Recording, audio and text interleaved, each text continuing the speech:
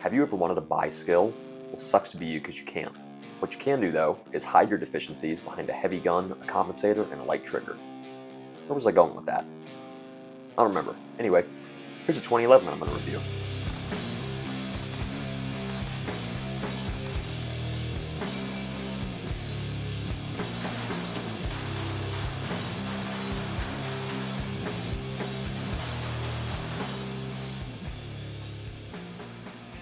This is the Romulus Comp by Alpha Foxtrot. It's a 9mm double stack 1911 that I'm going to refer to as a 2011 for this whole video. You can't stop me.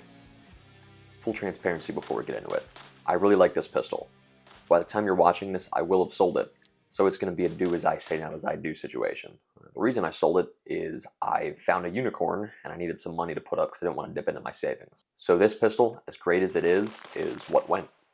I also had some personal training reasons to want to go back to a Glock clone, but that's outside the scope of this video, and I'll talk about it next week. The exact round count I have on this thing is going to be 3,047, give or take about 25 in either direction, and all that was done during training and competition. If there's anything you feel that my review missed, please feel free to drop a comment and I'll do my best to answer. Here's what this gun is attempting to accomplish. For just a little bit more than the price of a comp prodigy, Alpha Foxtrot is trying to make a gun that punches above its weight class with fit and feel closer to a staccato or a bull armory. And spoiler alert, with a few small caveats, they're doing it.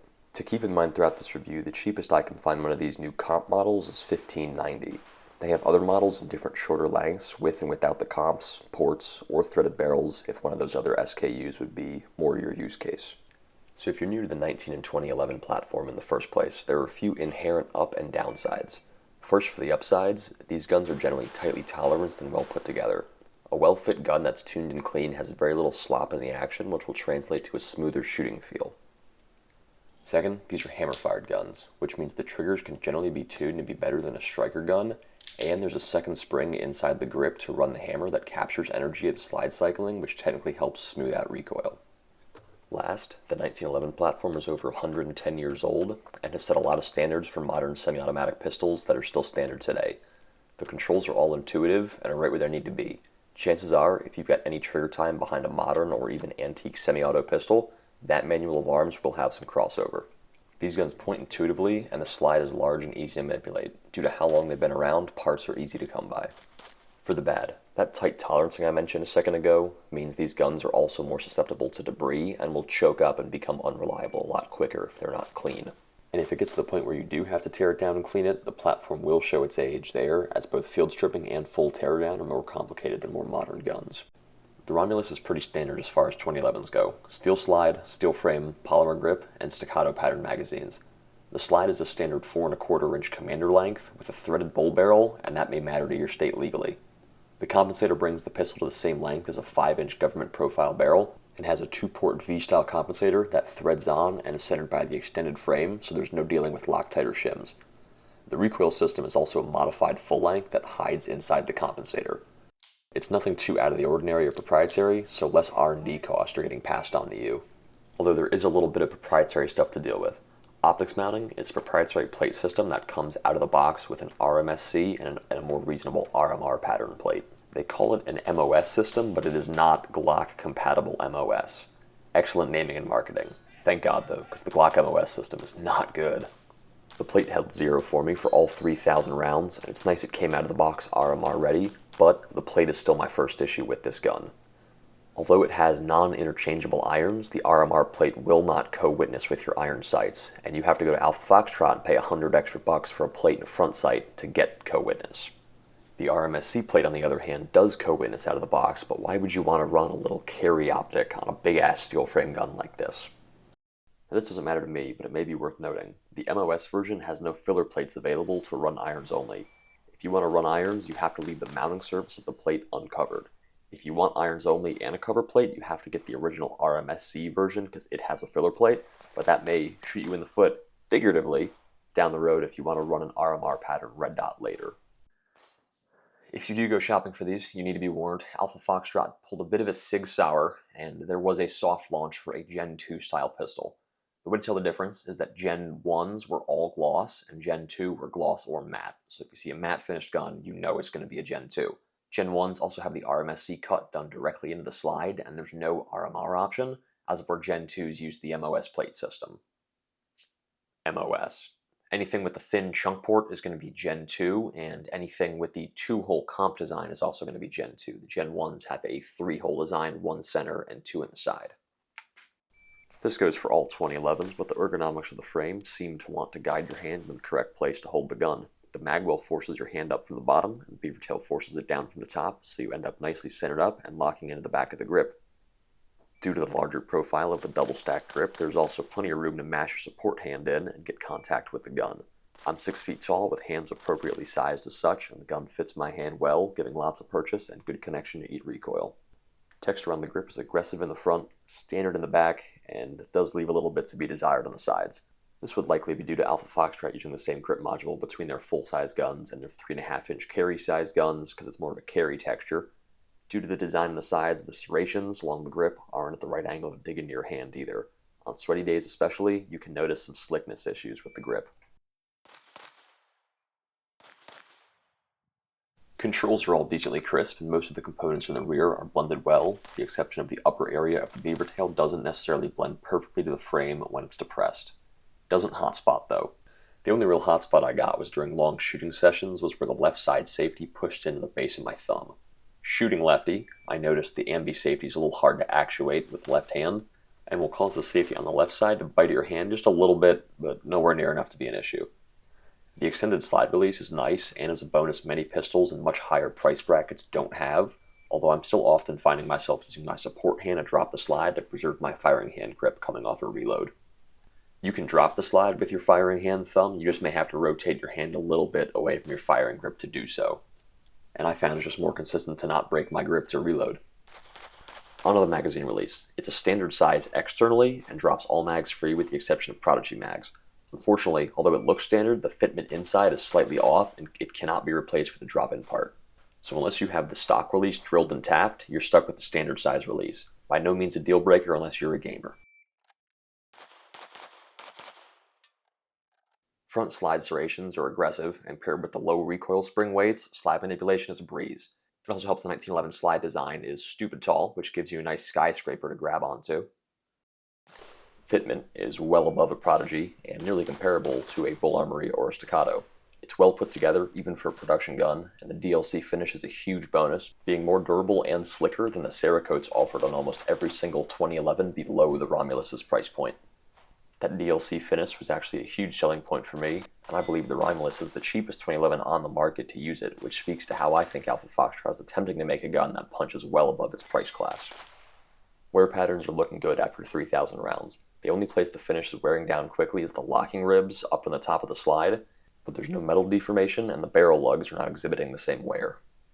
The only thing of note here is that the slide release wore uncharacteristically fast on the outside edges. Perhaps this batch had too thin a coat on that part.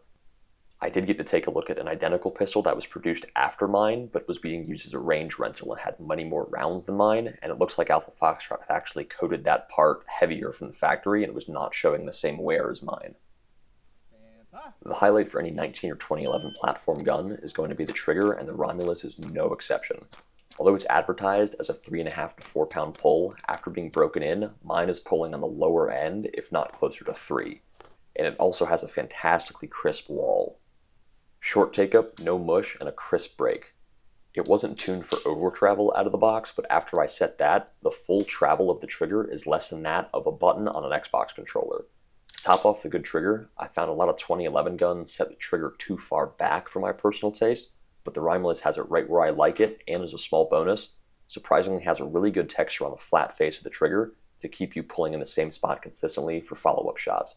It is by no means a make-or-break feature, but it is a nice inclusion. It's funny in a sad kind of way. The good texture on the trigger actually twists the knife and reminds you how poor the grip side texture is.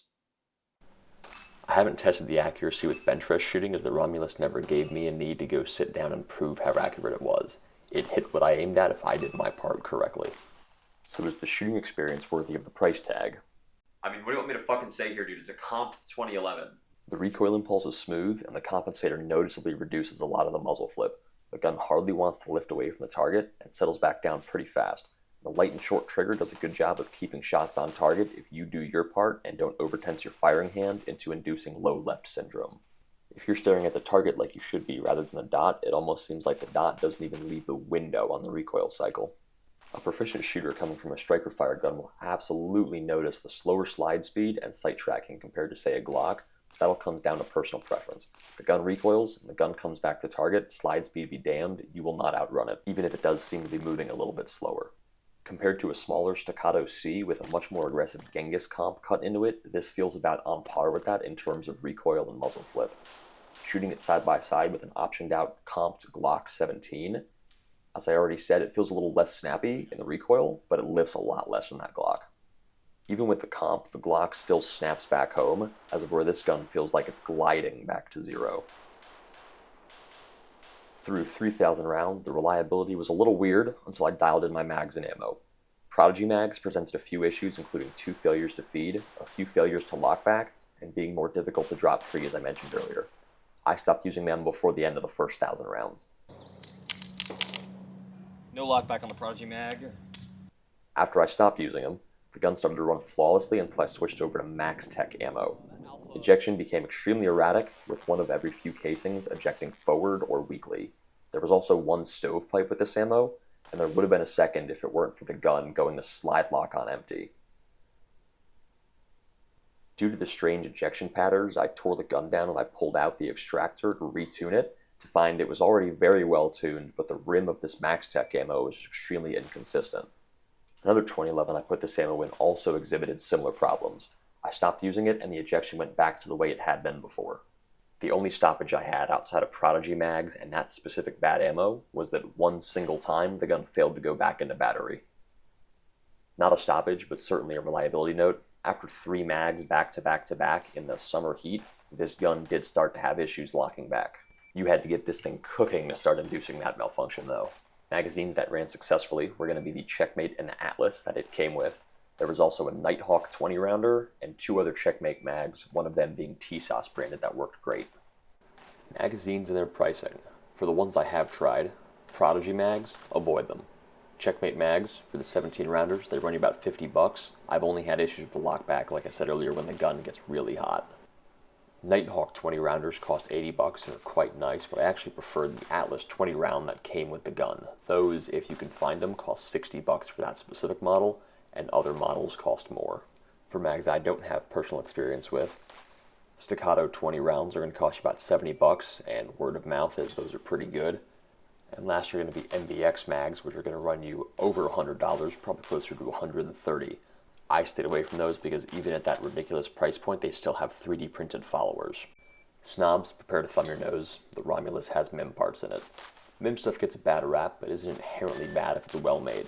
Keep in mind that Glock, the accepted leader in long-term reliability, uses some MIM parts as well. The specific MIM components in the Romulus are the ejector, sear, disconnector, and grip safety. Obviously, I can't speak to reliability of those components over real round counts, like 20,000, but everything so far seems to be well made, so I'd err on the side of trusting the parts in the Romulus. If you don't agree, you really only need to replace the sear and the disconnector. Externally, the Romulus is the same as a 5-inch Government 1911 and will fit holsters accordingly. You do have to keep in mind your holster needs to have space for a full-length rail on the frame. It needs to be cut specifically or not impede the extended slide release. And certain retention holsters may not agree with the tri-top slide very well. The holster I ran was a Safariland 6390 for a 4.4-inch Staccato P. I did have to remove the barrel block to get it to fit, and since it's designed for a rounded top, not a tri-top slide, the ALS system did need a few days worth of draws to actually wear into the gun. After that wear-in, it retained the gun perfectly, and it was extremely smooth for draws. While I can't recommend anything related to concealed carry with this pistol, I will say, if you want to conceal this thing, you will need a good belt system. Now, before you go thinking this whole thing is sunshine and rainbows, there are a few things to be aware of. It was possibly a development oversight on the part of Alpha Foxtrot in this pistol, but on this specific model with the commander-size slide, the slide travel bottoms out right here. But this is not how far back this should go. There's another 1/8 of an inch or more this should be able to reciprocate, which gives the recoil spring more time to slow the slide down before it bottoms out in the back. So what this means is you might get a hair more recoil out of this pistol simply because the recoil spring isn't eating up quite as much of the slide speed. And between that and the ports not being the most open thing in the world, it won't be the flattest shooting comped 2011 in the world, but compared to non-comped ones, you'll still blow their doors off. It's not all bad though. If you come from Glock or a striker gun with a much higher slide velocity, that technically will shorten the recoil stroke just a little bit and make the gun feel just a hair more at home to you. It's still relatively slow compared to a striker fire gun though. There's no excess wear anywhere on the pistol in regards to it bottoming out earlier than it should, so I'm not really concerned about it, and the gun has chugged along just fine. And while we're talking about the recoil assembly, just like the mag release button, even though it looks like it's a standard part, it is just a hair proprietary, which isn't a big issue until you realize it's a tooled guide rod, and you do need a 5/32 Allen key to tear this pistol down and take the barrel out. On the comped models, you can't swap in a toolless guide rod like a Dawson, and you're stuck disassembling it the hard way. Small quality of life thing, not huge, but do keep it in mind. From my understanding, the standard non-comped models don't have this issue, but verify that with other sources because I don't have one of those models. A few changes I would make to this if I were Alpha Foxtrot releasing it to the public. First is going to be that slide release. It is big and it's better than most of the 19 and 2011s, but if it were just a few millimeters bigger, it would be a lot easier to drop the slide without breaking your firing grip. The plate system and the fact you can put an RMR on here is a big step up from the Gen 1s. Problem is, the iron sights are milled directly into the plate, so if you want a co-witness, you got to pay $100 for it. It would have been nice if they included a dovetail mount in that plate, so you could just rock one plate and switch the irons out as you saw fit. Like I already said, the inclusion of the RMSC size plate seems to be a bit of a waste on a full-size 5-inch 2011. And lastly, for these full-size models, the grip texture here on the sides is lacking. If I was buying a smaller one of these to carry, this would actually be really great, as it's acceptable and the texture won't eat you up. But for a pistol that's not going to be concealed carry, I would assume for the size this thing is, it just seems to be a little weak on the texture. It would also be pretty neat if Alpha Foxtrot would offer a barrel block to replace this compensator, so if you wanted to go shoot USPSA limited optics with this pistol, all you'd have to do is tear it down, unscrew the compensator, and then put on basically the exact same item with no vent holes in it. But because it's not an actual compensator redirecting gas, you wouldn't get put in open division, and it would become a very, very competitive gun in limited optics. Again, this specific model costs about $15.90, the cheapest I found it. You can get it for $18 if you include the Holosun 507 Comp, which is a pretty good deal. That means both of those together are still cheaper than a Bull Armory pistol. Considering the fit and finish on it is almost as good as a Bull or a Staccato, and especially after it's broken in, it's just as smooth, I would say it's a pretty damn good deal. Overall, I do recommend this pistol, and I will be pretty sad to see it go, but I'm a rifle guy, and the sacrifices we make for the things we like. I can't answer specifically if this thing's going to be right for you. It costs a lot of money, and I don't know your finances or your situation. What I will say is that compared to what's above it and below it in price point in the market, it makes a very compelling argument, and it's run nearly great for me after I started using decent ammo and I stopped using the Prodigy mags. You can pay more for more performance, but it's really going to be an area of diminishing returns. I don't think a Staccato XC is going to be worth it at 2.5 times, if not more, the price of one of these. It's certainly going to be better fit and shoot better, but is it really going to be 2.5 times better fit? No, it's not. So is it the Staccato XC at home? Well, it's not going to be the Staccato XC at my home, but if you're into this, it makes a pretty compelling argument to be the Staccato XC at yours. As always, I have been Feather Run. Thank you for watching, and I'll see you in the next one.